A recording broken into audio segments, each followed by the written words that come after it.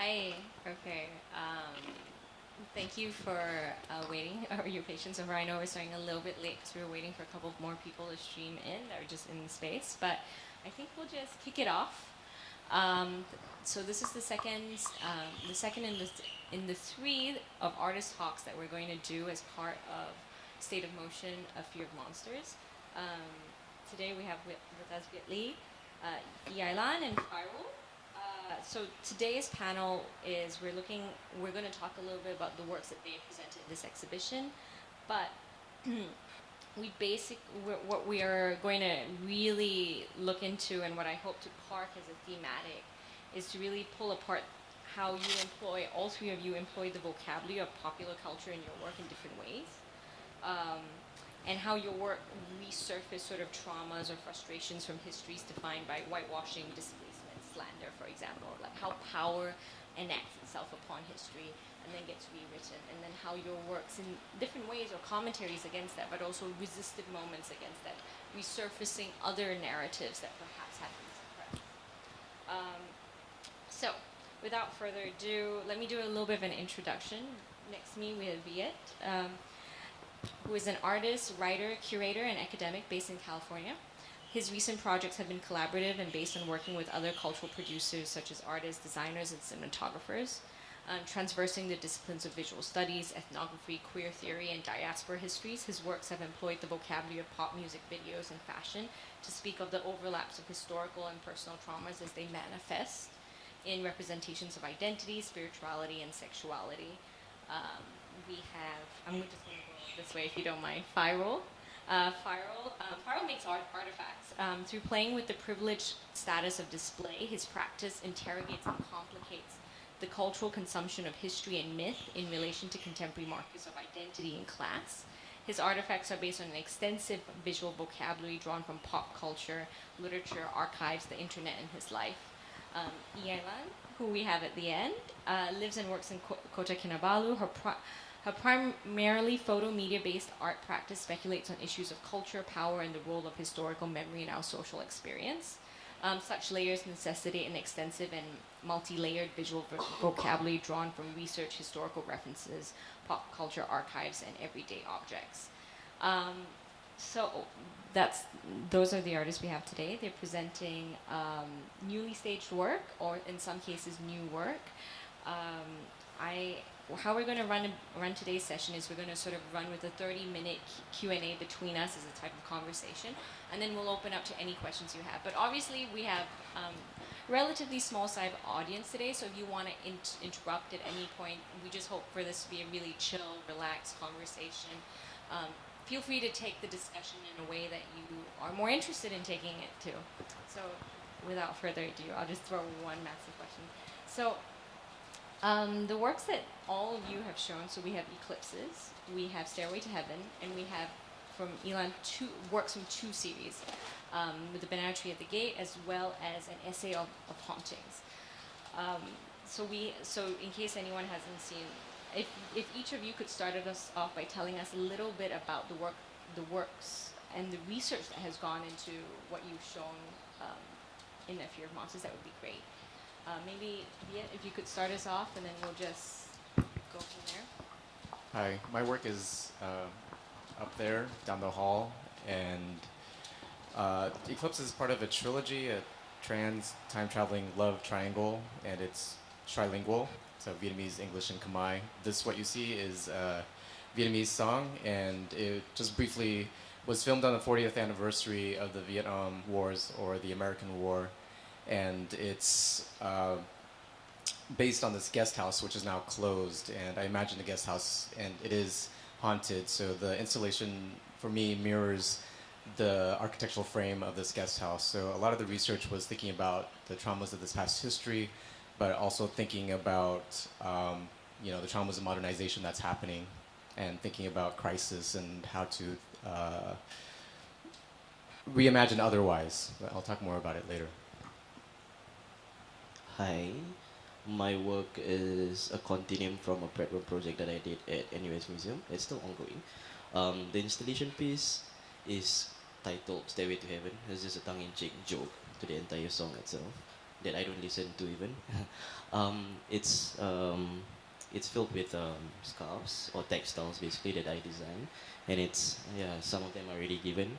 But interestingly also, like I was just thinking about how to play with this notion of power also in that structure, because like in the daytime I am an art worker, and you know, it's the crazy art week at this moment. So um, what's at the forefront now are the artists and the galleries, but I'm more interested in like thinking about how can we start to commemorate these art workers who are constantly like forgotten in the few days or years ahead.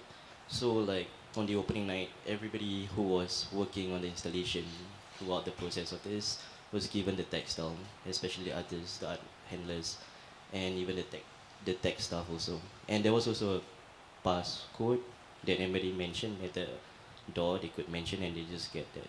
Yeah, so we'll talk more about that later. Hi, my name's I-Lann. The Pontianak work, actually it came about, it's been brewing for a long time, but I've been looking at power structures and the way ordinary society, whether it's through folk tale or whether it's popular culture, how we frame ourselves in a way, and how we negotiate ways, how grandparents will talk to grandchildren, all of these things that kind of build the way we are.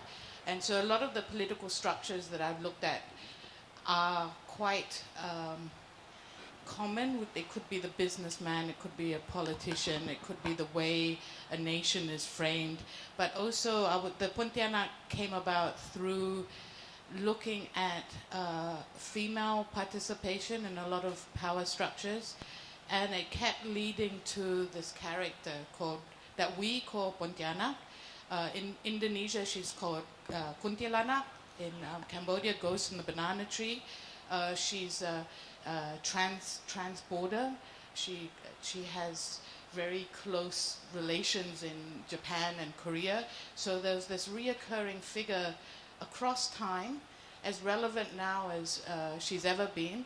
And so within this character, it felt like a lot to start unpacking. And I'm also very into a period of history that is post-war, because our nation states in this region are very, very young. So in a way, they're being formulated in many regards. And I'm interested in that period of history, so post-war, colonial history, but also into the construction of the nation state.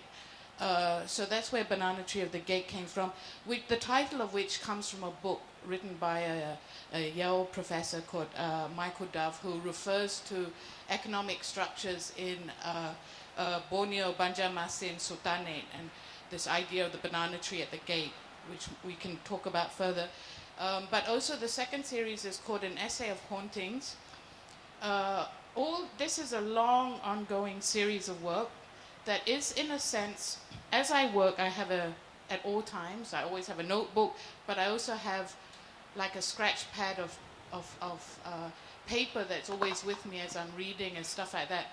And An Essay of Hauntings are these kinds of footnote works that I suspect will continue for a long time, and they're things that are triggers in some ways, that they're small, they're A4 size as an actual image, that are trigger points in a way, and I unpack a lot from these footnotes, these thoughts. It's almost like a visual diary, I suppose, but it's called An Essay of Hauntings because it's a continual reading, it's a continual essay, exploration, and hauntings because they do bug me, they don't go away.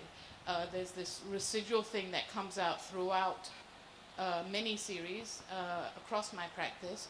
So it's an ongoing scratch pad, I think of it as that.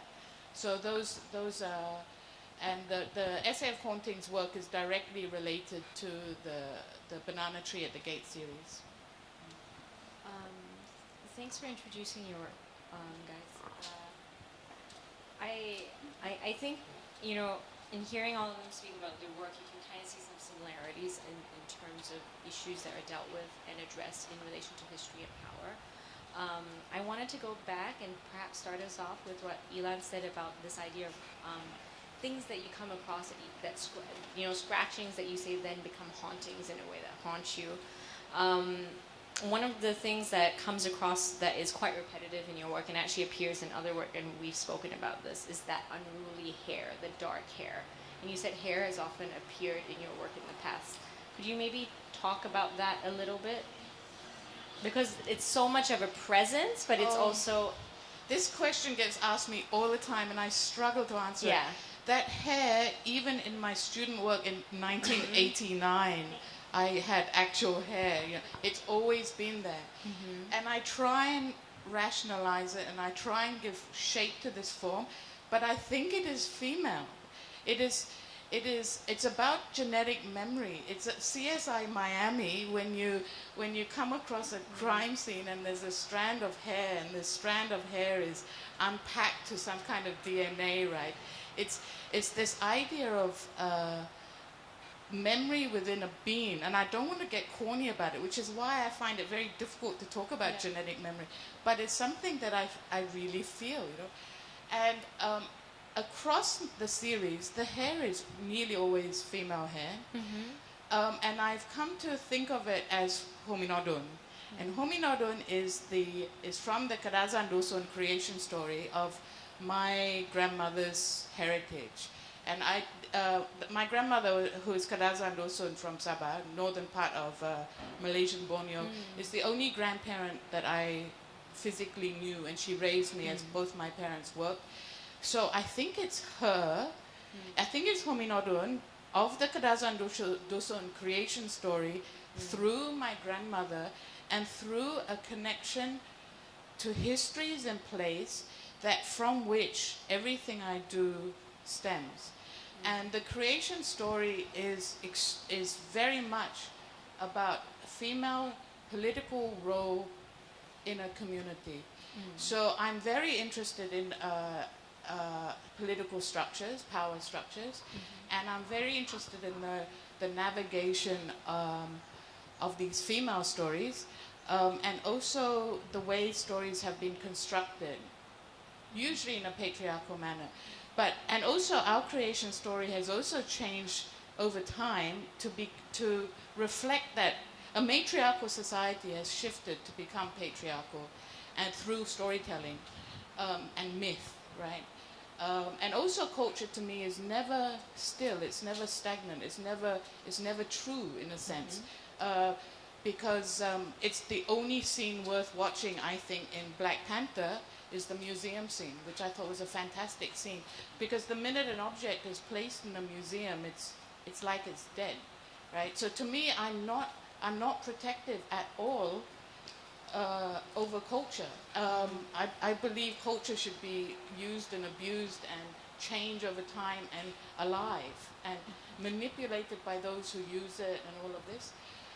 So going back to hair, hair brings up stereotypes, prejudices. It's an entry point that a lot of people understand in terms of vocabulary.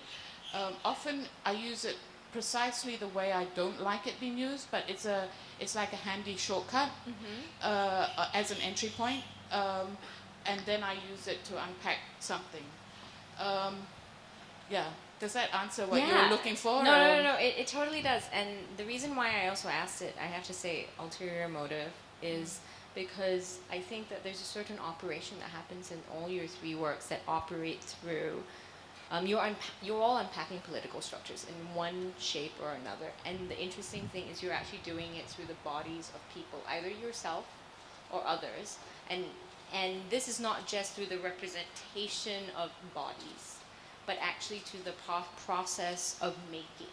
So the human body, the individual is actually very much prevalent in your work. And this is a logic that is quite different than some of the other works that are on display. So also why we're all here in this formation.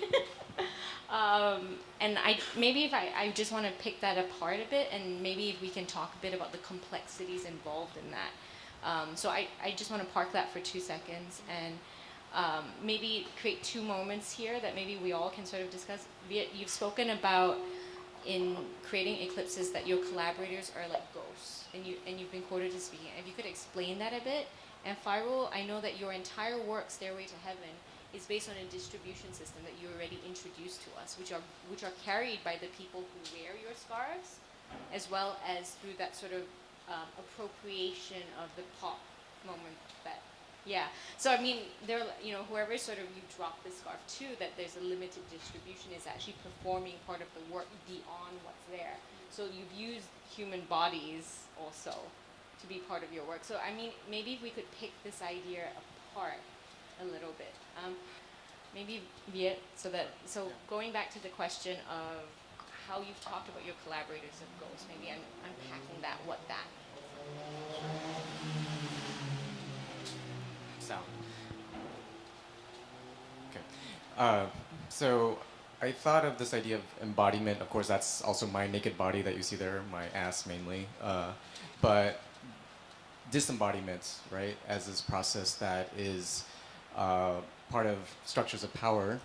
So I asked these collaborators, are mainly performance artists based in Hanoi, to offer up a gesture within the framework of this guest house. And I like this idea, back to your early question about research, of what Derrida writes about as a ghost, as arrivant, but also revenant. So someone or something from the past that comes to the future. So the ghost is always demanding or needs something, right? Knocking on your door, demanding justice. So I think about the traumas of the history, such as wars then and now, as needing something, wanting something, right? Wanting, why I live in the US, but I came to the US because of US imperialism, because of Vietnam, right? So what is their justice? The continual wars that keep on happening, the continual rhetorics around that. So I think of these collaborators, and of course, they're very corporeal, right? They're real, they're living, but then we are all haunted by the ghosts of history and memory in the present, but with these still presents, what do we want to do with the future? What kind of justice do we envision?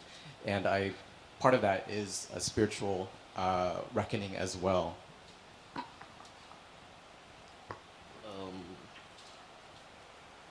Yes, Ray, can you recap the question?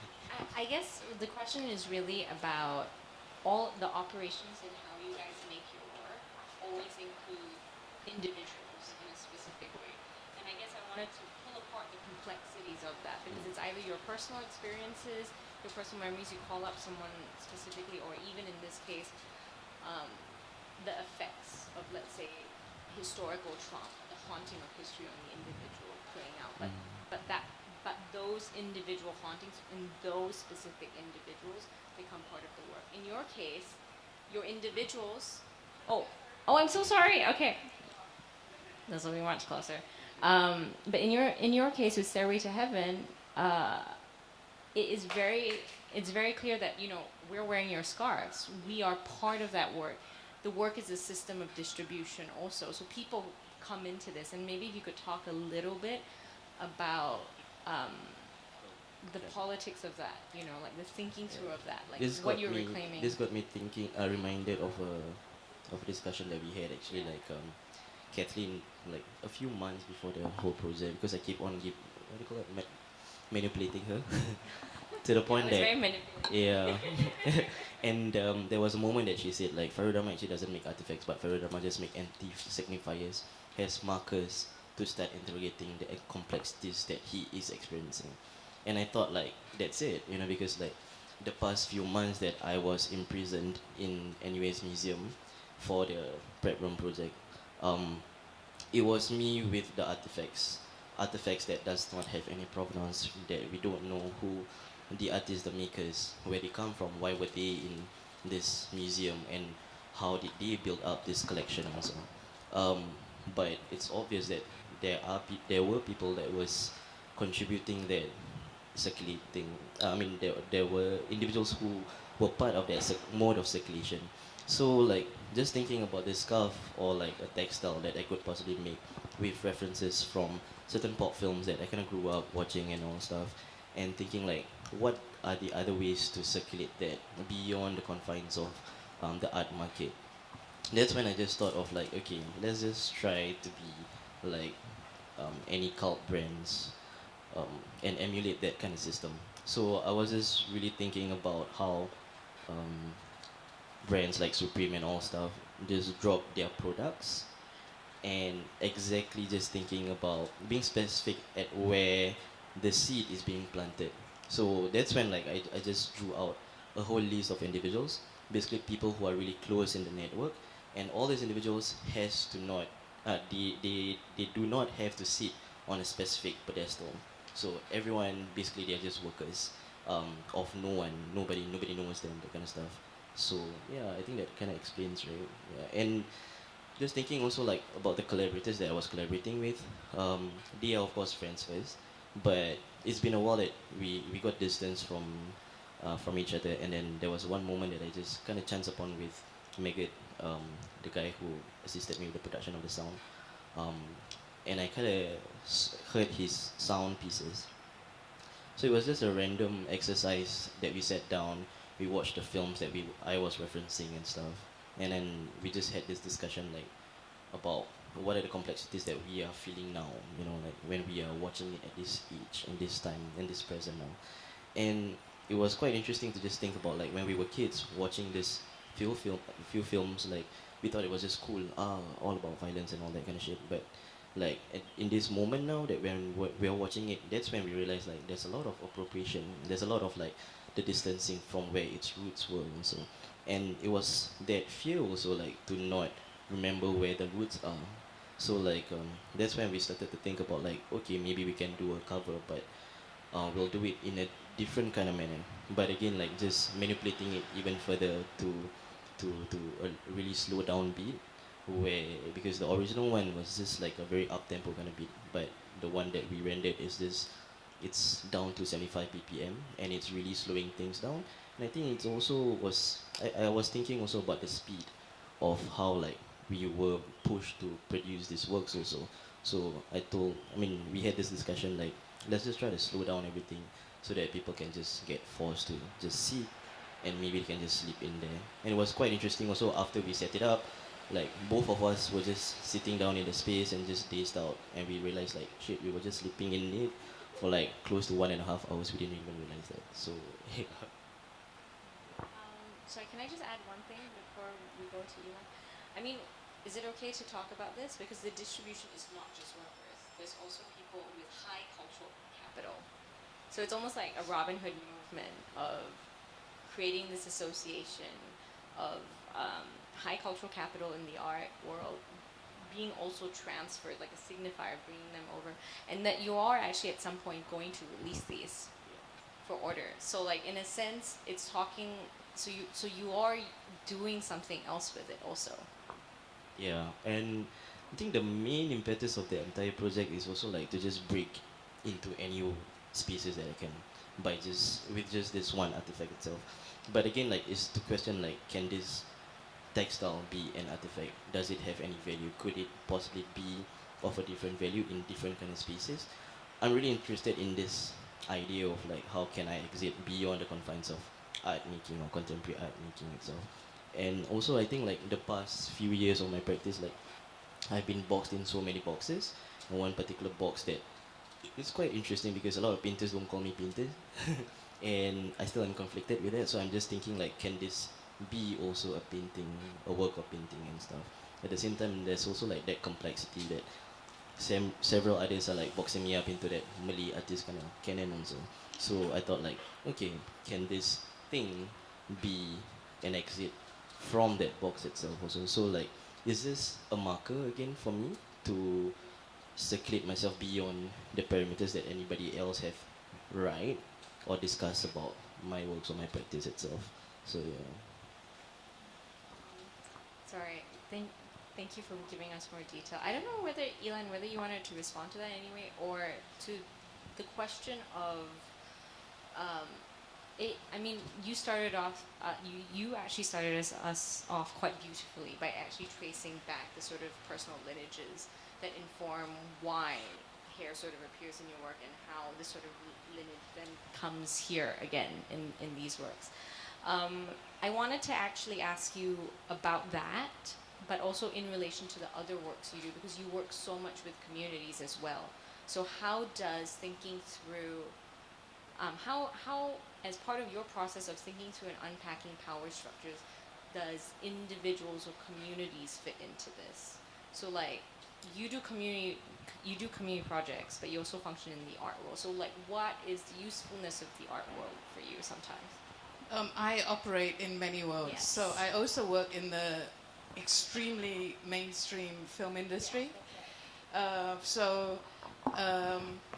Ann's Entrapment in his economic video, I worked on that as a props buyer. 20th Century Fox. I've worked on some atrocious films like Anna and the King. I'm sorry. A girl has to pay her rent, right? I've also worked on Jack Neo's Home Run.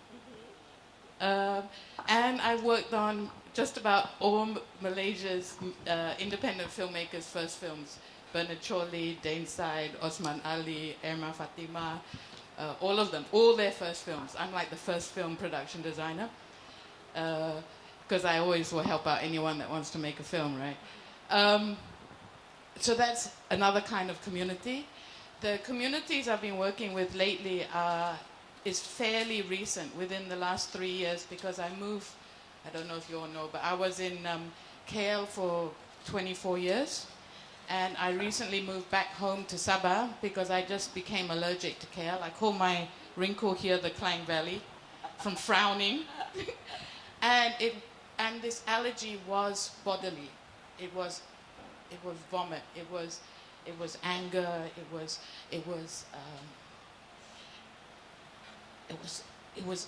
welts. On my mind. You know, it may not have been seen other than this deep wrinkle between the Klang Valley between my eyes, but it was welts all over me, right?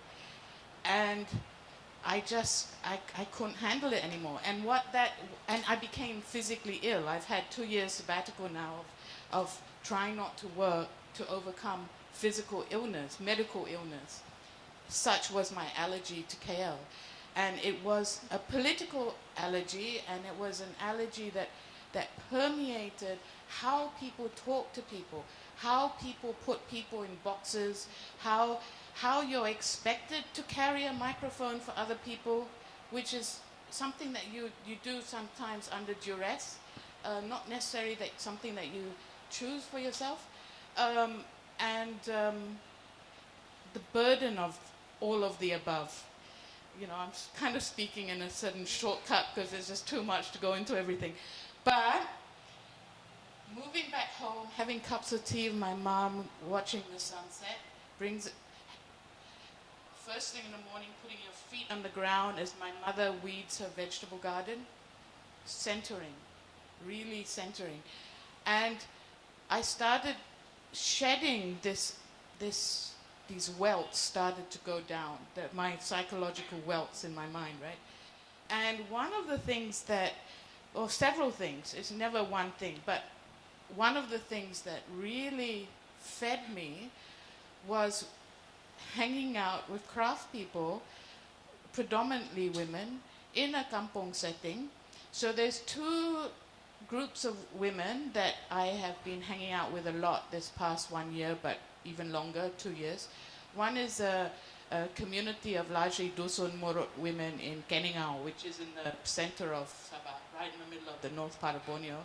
And the other group are stateless women who are in the Sulusi, Pulau Omadal and Bangau-Bangau off Semporna, where Indonesia, the Philippines and Malaysia are but, where Catholicism and Islam and animism are but.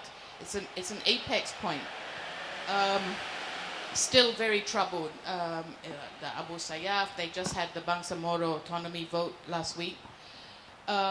Deeply rich in the same welts that I carry of hurt and pain, but deeply hungry for making.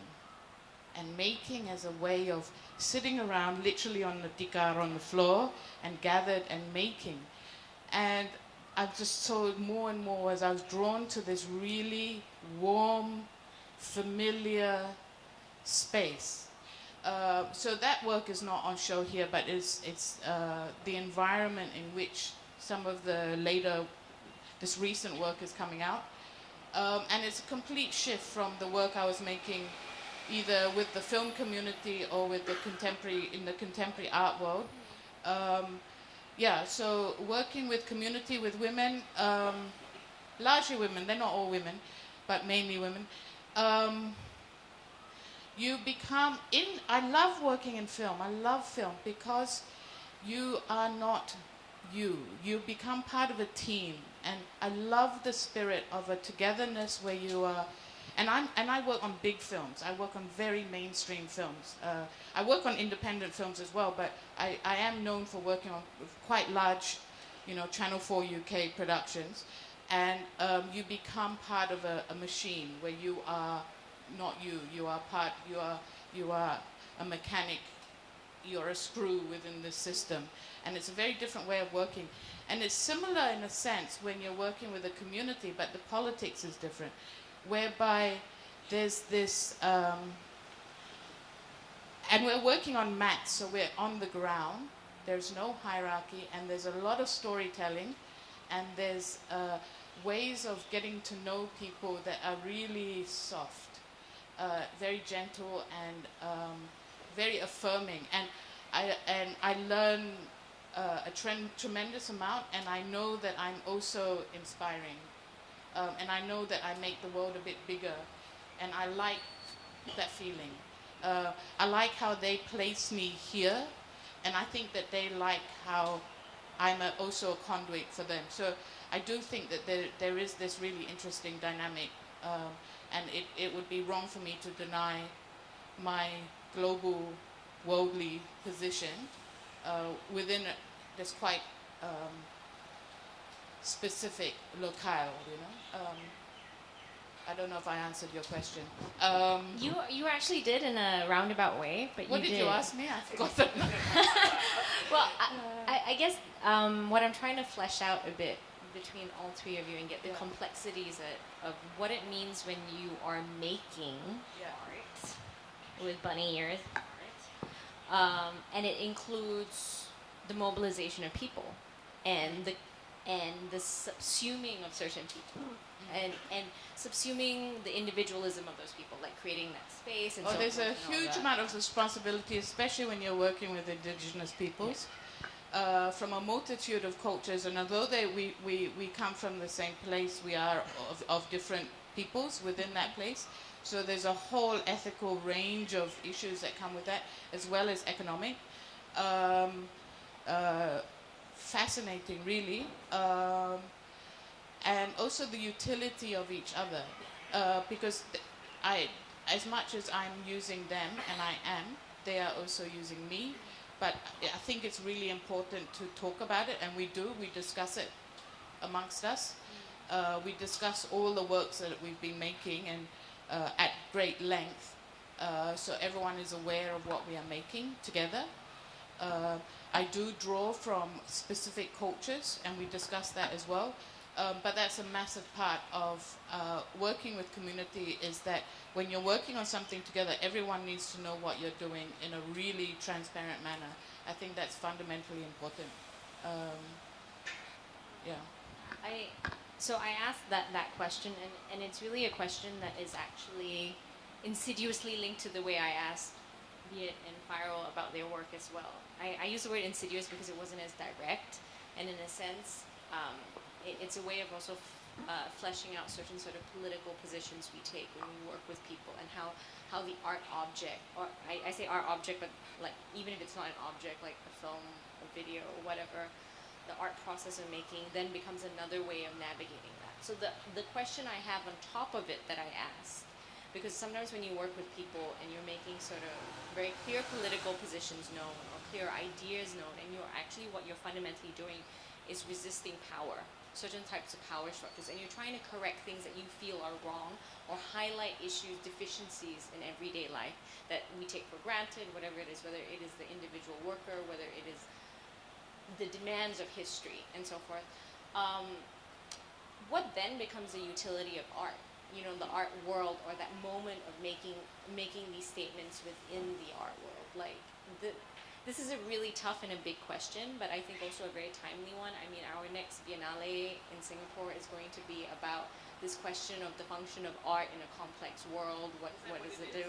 Yeah, something along those lines. I just read the press release this morning, so I'm crawling from memory. But this becomes this thing, right? Because we live in a world of, we had a panel right before where Trump was mentioned and type of celebrity, and power structures are now such that they're so insidiously in the infrastructure you can't always see them, and there's a desire to reclaim certain type of narrative structures that are used against you. I'm over politicizing this for a point right now, just so that the three of you can push back at me, because I think there's a complexity first with working with people, and this is really the baseline question before we get into the questions of dealing with pop culture, or something that becomes like a shared motif, like the Pontianak, for example. Like, what then becomes the complexities of making art about that? Like, what is, why put these images on show in an art world context? Because sometimes we make these things, is there more conversation? We talk about different structures. So I'm leaving that open, but the fundamental question behind it is, in my rambly whatever way that it's coming out, is why make art in this way when you're working with people? Like, why make, what is the value, or to go back to the word utility of it, of the art world? I think for me, like the exhibition space is just another premise to commemorate this interaction or encounters that I have with these individuals. At the same time, also, like, once the thing has been circulated or are in circulation, that's when they are also embracing that it's a gift from me, like, that I really appreciate that of these encounters that we have. And also, like, the conversations doesn't end at one production, but it's just another mode of another production that might be coming in, or not even. And yeah, it's just another mode of commemorating that minimum time, I guess. And also thinking about what Viet mentioned earlier, like how, like, his practice also thinks about a proposal for that future, right? I think that's how we are archiving the present now also, and it's that manner of working that I'm thinking of right now, and just like thinking how else can I assist future navigators, how are they gonna like unpack all those complexities. These are just like few markers that I'm just looking for them, and basically the storytellers is not just me, but everyone else who is within this large network. Yeah.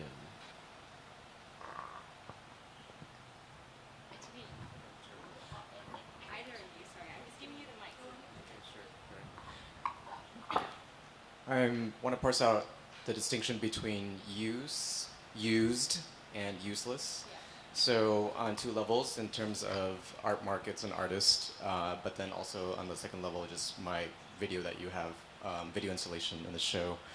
But so this idea of use, what use is of art, right? Of course, with the gluts of biennales and triennales, right? This, the kind of nationalist or global turn, right?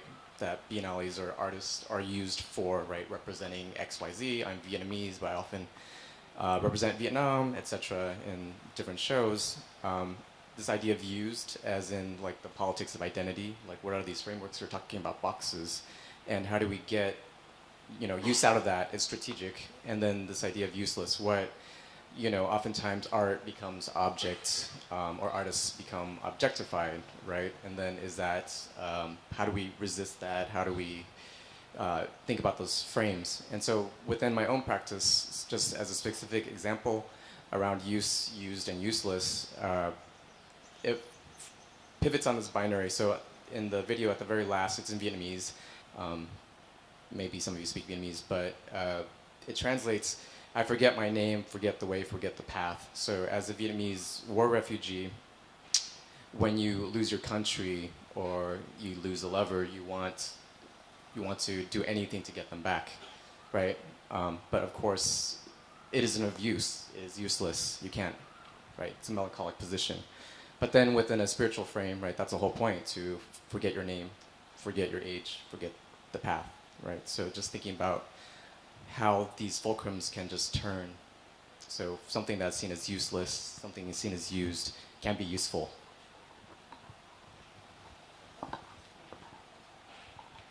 Big questions, right?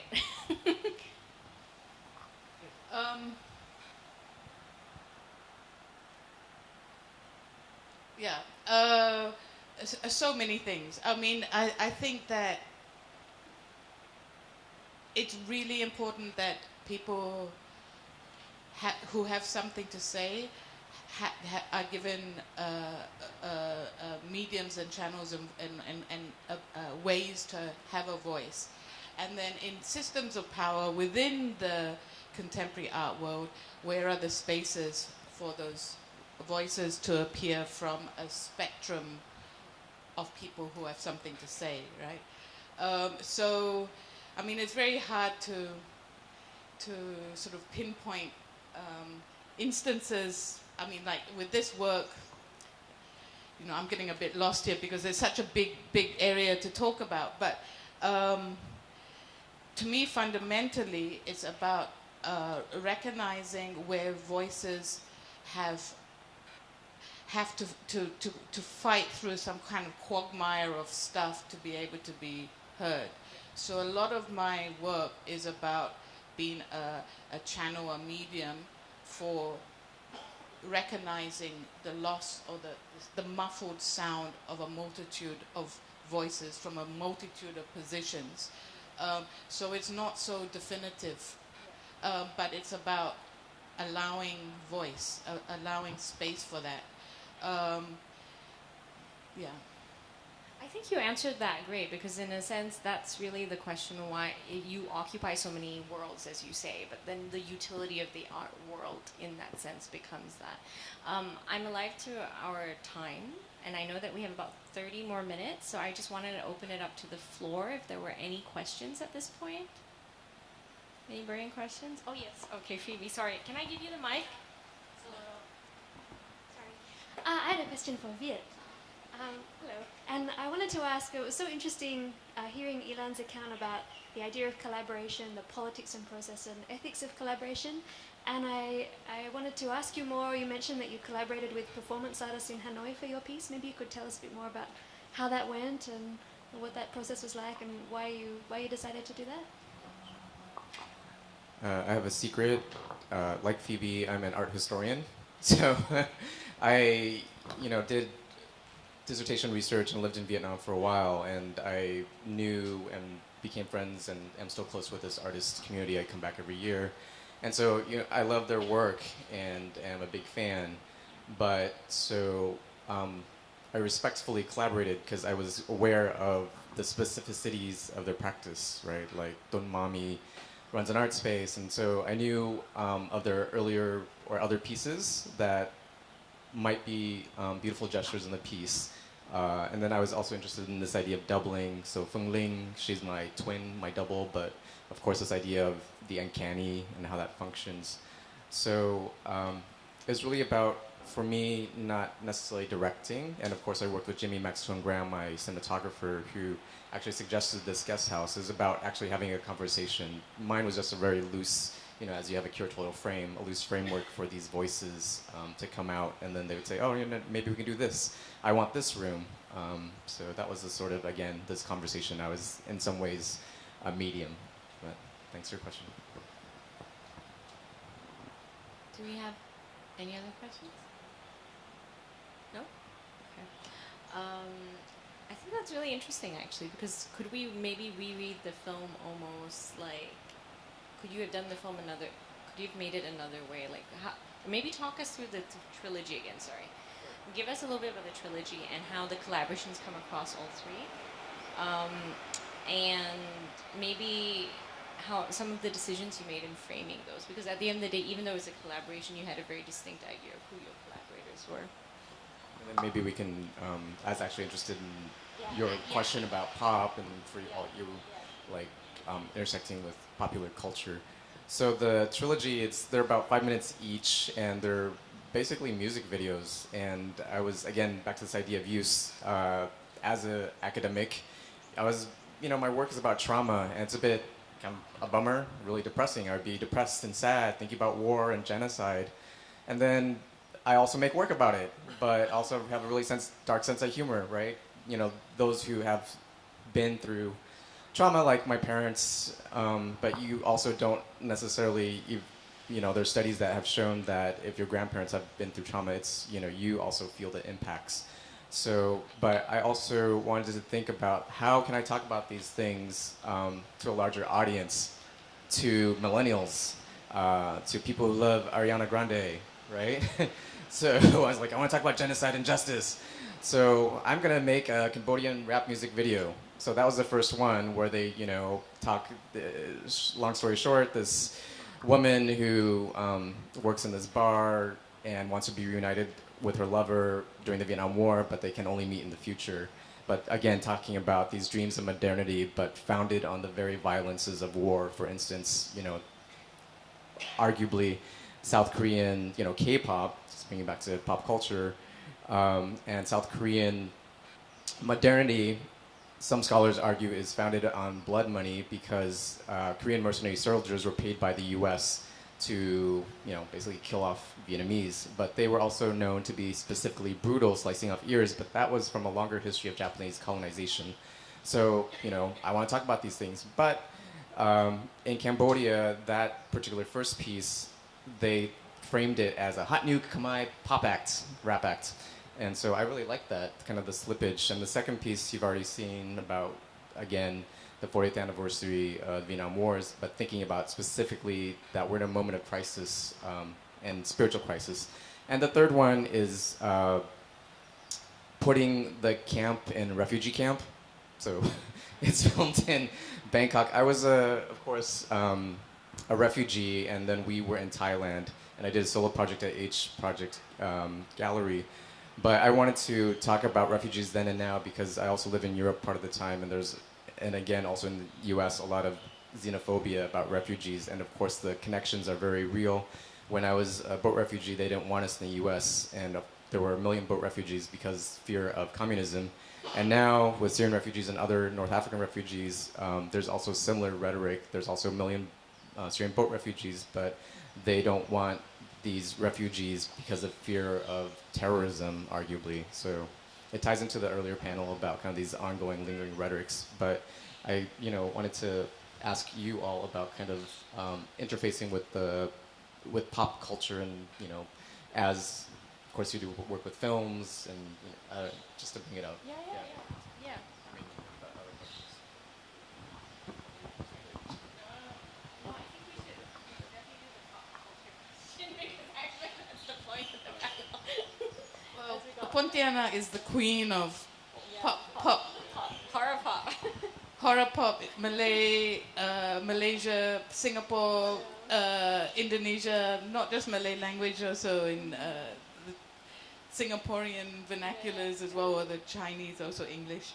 I worked on a film called Dukun, made in 2006 as a production designer, was released only last year, was mysteriously shelved for 12 years because it brings up a Bomo, witch doctor character played by Umi Aida, loosely based on a very famous real-life crime law court case on Mona Fendi, but it draws on two fundamental tropes, I suppose. One is the Pontianak character, and two is the Gawani feminist movement of Indonesia 1965, of which the Essay of Hauntings draws from as well. So it draws from this, and it draws the relationship between Islam and a pre-Islam kind of animist world to talk about contemporary society. And the film has many flaws. I think with all projects you work on, you do cringe a little bit. But there are good things about it. There are very interesting sort of dynamics of questions, bringing a witch doctor, Bomo, to a court of law and all these kinds of things. So that film actually has influenced me quite a bit to think about how these worlds abut. The trope of this female character, a court of law, a bomo, a witch doctor that you pay money to do stuff for you, and Islam, all of that abutting. So some of that comes through in this work, but particularly with the essay of hauntings with the Gawani, there's memory of, because that's when I first learned about the Gawani in 2006. But yeah, when I made the Pontianak billboards, they were made in a marketplace, and I had a little signboard, come and pose as Pontianak. Everyone who posed got paid 50 ringgit. I didn't really know where I was going, but I wanted a public interaction with people who imagined the Pontianak. There were 2 instructions, one to sit in a chair with a wig on backwards, and the second one was a pose of your choice, and then people would enact these positions that they imagine Pontianak to do, I suppose. And there were a few very random, they weren't actually there initially as props, except for the banana tree, but there was things like a pink plastic bag drink thing. And so these started being photographed. People would hold them in and they became props. But really that's an aside. The reason I use popular culture is that it's a shortcut to a kind of vernacular, it's a linguistic in a sense, that becomes a shortcut to talk about something. It's a kind of political kitsch. It's my favorite Milan Kundra's idea of a kitsch, when there's a mass understanding, so you don't need to explain yourself because everybody knows, and they describe it as this something that's kitsch. But to me, that precise shared memory, that precise shared understanding of something, the sharedness of it is what makes it so interesting as a shortcut of language and as entry points to even understand why we all know this thing so well without knowing when we learnt about it. What is your first memory of Pontianak? I've known Pontianak my entire life. I can't remember a time I haven't known her, right? So these are, that's a moment of why I use popular culture, but I'm not answering very well, so I'm going to pass it on. I really don't know why maybe because it's just something that I've internalized since I was young. I mean, like, I grew up watching, like, popular music videos from Malaysia, Indonesia, and also like basically all the films that are in circulation. Also during that moment, Susanna was like the main ratu of my life also. I mean, second after my wife.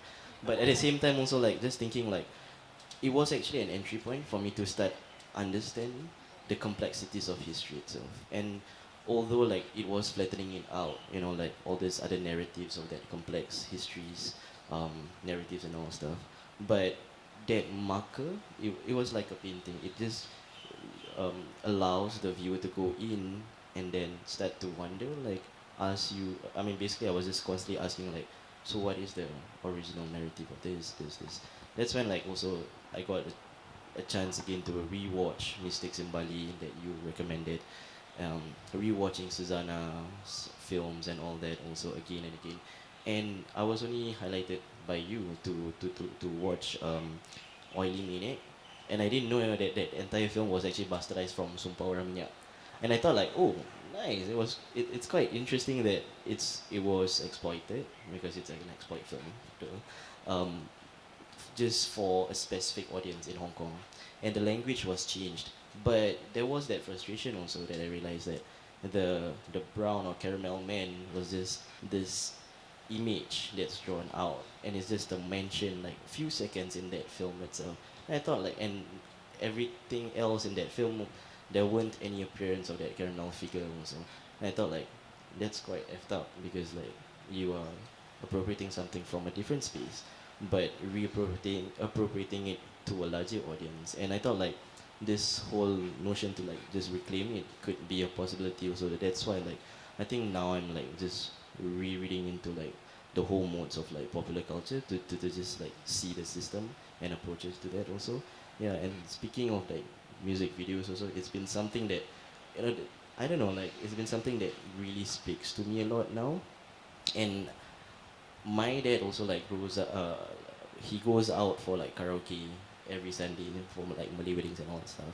And there was that beauty that I constantly ignored when I was young. And it's only, like, recently that I realized, like, oh, this was what like everyone else is watching, and it's the kind of, it's not a question like is this beautiful or not, but is this culture, and that's what brings people together. And I like that moment, it's just like one seat that just brings people together without any heat or whatnot. So yeah. Oh, just to give some context, the Oily Maniac, Oily Man Yeah. film that Fyerool just... Mina. Yeah. Oily Maniac. It's so weird, right? Yeah. Yeah. So, like, it's even like in a transliteration or something, like a Yeah. bastardized sound, was the 1976 film by Run Run Shaw. So basically, it was a Chinese exploitation film. Mhm. And it was part of a series of exploitation films that imagine Southeast Asia as a land of voodoo and black magic. Yeah. And And it's- interestingly, also yeah. it became a cult Yeah. figure. Like a lot of the individuals who were into street culture or whatnot. There was that conversion from a film. It was converted into toys also, and there was circulations also like in the later part of like 90s and early 2000s. That toy became like such a limited edition toy that now it's fetching up to 1,000 plus on eBay. So it's ridiculous to just think like, oh, is this a thing, and then like people are just running out for that. And that's the kind of hype that I'm just trying to like interrogate also. That's why like these skulls are actually not on a limited edition run. It's unlimited edition run. Yeah, it's also to play with that market structure in the art world that I'm already like submerged in, I guess. Do you want to speak a little bit more about the music video? And actually, I wanted to ask you about fashion, because fashion functions very prominently in your work, and even within this video specifically, where you have designed elements. So maybe to just continue this thread a bit, if you could add. I love fashion. As you can see, I'm quite shallow. But I also think of, fashion as art and pop culture as strategy, right? To engage different publics and different masses.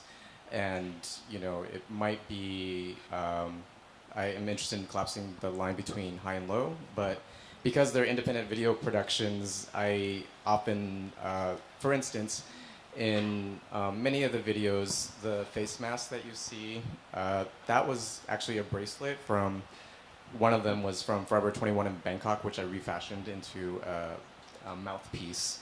And the mouthpiece refers to, it's called to many things, this idea of being verbal or being visual or hypervisible or invisible or, having a certain kind of discourse, but then also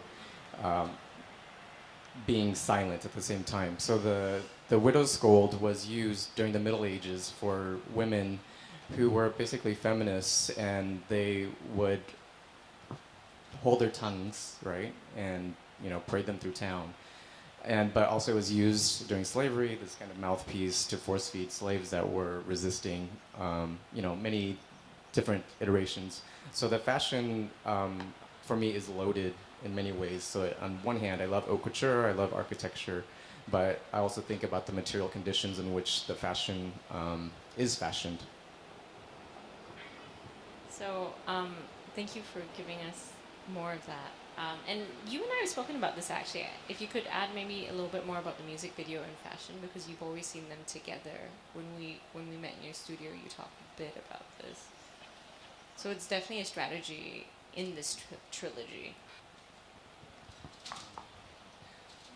I think about, again, this part of my second book is really thinking about, again, as an art historian, art history and contemporary art and the emphasis on the visual, right? That there are other embodied knowledges that is actually sonic, the sea, the whale, how do you experience hauntings? It's not necessarily always the visual, but also thinking about metaphysics. How do we know things?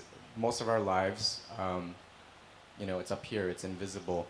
And to think about beyond these Western Cartesian regimes of, the mind and the body, but to think about kind of intuition, spirituality, as sites of knowing that are worth owning again. So I think, last panel there was discussion about Trump and Brexit, but I think this is the crisis that we've inherited, this like kind of rational and of course being in Singapore, this colonial history, right, that weighs heavily upon us. And just being here, I was talking to Chungdai, but feeling again in the US or in Europe racialized in a certain way, and of course there are different histories here, I feel in my body a certain way different too. And so how do you kind of capture that? It's through, you know, fashion is skin, right? And of course race is skin. And so how do you unthink these categories, right? Humor, but also the medieval humors, which are kind of, you know,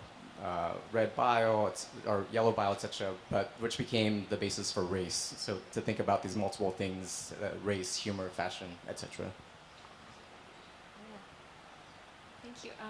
Do we have any questions from the audience? Just because we have time for one more question, if you guys know? Okay. I just wanted to say thank you. Did you guys have any comments that you maybe wanted to add to respond to it? Or if you wanted to squeeze one more comment in? No? Okay. Well, I just want to thank you. I mean, the works that you've presented here, I started this with this panel very, very simply, which is like how each of you work with people, individuals, and how individuals inform your making in different ways. In as a way of opening up the question of politics a bit, like what our political positions are in making, whether it is, as I-Lann said, the very important directive almost, or mandate of creating space for voices that are often not heard, voices that are deprioritized, marginalized, or in the case with Giovanni, I definitely co-opted and used against future women. I mean, I think one of the essays you even sent me illustrated how if you are associated with the Giovanni today and you're in politics as a woman, that could tank your political career. And so the type of narratives and that we sort of inherit and live with, but then don't always interrogate, but need to interrogate. And how that sort of comes out not only from the ways that you work with individual people, but also here, so we start with people, and then we moved on to, I'll borrow your words, pop culture strategy.